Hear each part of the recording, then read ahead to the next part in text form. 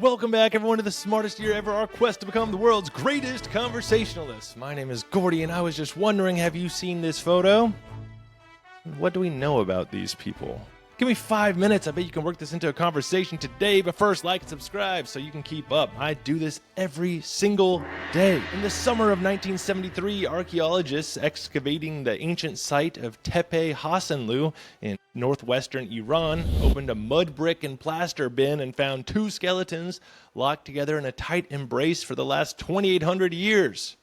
One had a hand resting gently on the other's cheek, the other's head lay on a flat stone, and they've been called the Hasanlu Lovers ever since. But how accurate is that nickname? Does it say more about us than it does them? Hasanlu was a thriving settlement for thousands of years, from the 6th millennium BCE until its violent destruction around 800 BCE. The exact cause is debated, though, possibly an attack by raiders from the kingdom of Uraru, or possibly Assyrians. But the evidence is clear. The city burned, the walls collapsed, and hundreds of inhabitants died suddenly and were left to remain where they fell. The destruction preserved the site like a time capsule, freezing tools, ornaments, and bodies in place. That was all newscastery. And bodies in place.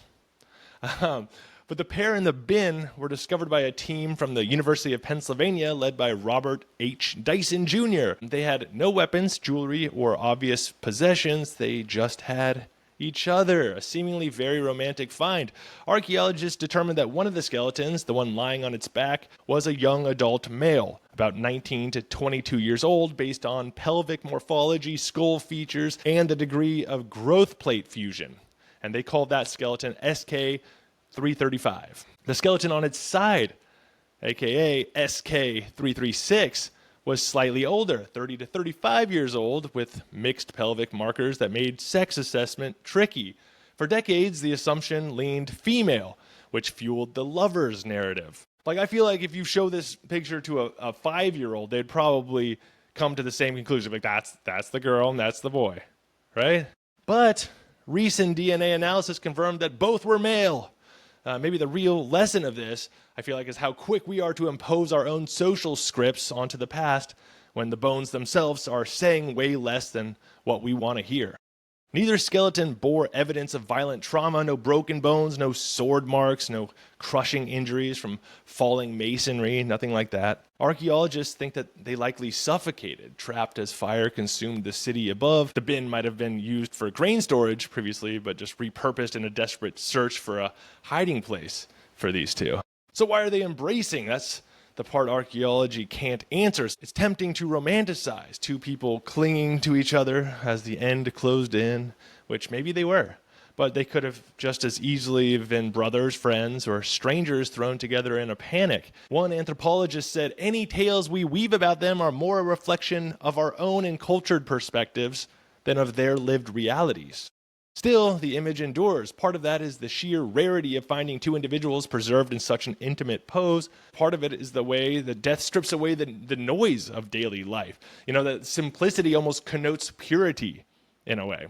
They weren't warriors or royalty. They were just normal human beings caught in the worst day their city had ever seen. Teppe Hasanlu itself was a cultural crossroads connected to trade networks that ran across the Zagros Mountains. The site had yielded ornate gold bowls, carved ivory, and architectural traces of influences from neighboring regions. But the Hasanlu Lovers are the image that stuck. It's that snapshot of humanity at its most vulnerable, refracted through the lens of our own storytelling instincts. So there you have it. Were they lovers? Maybe.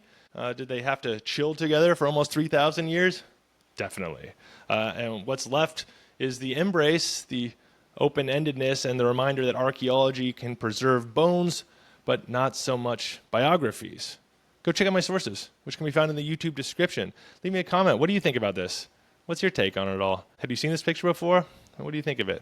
Share this with someone who likes this sort of thing. That'd be cool. That'd be helpful. Go check out the short version I do of all of these. About 45-second long version I do on social media. Wherever you're on social media, find me there at Smartest Year Ever. And in the meantime, stay curious and stay clever on our quest to become the world's greatest conversationalist. I will see you tomorrow in the smartest year ever.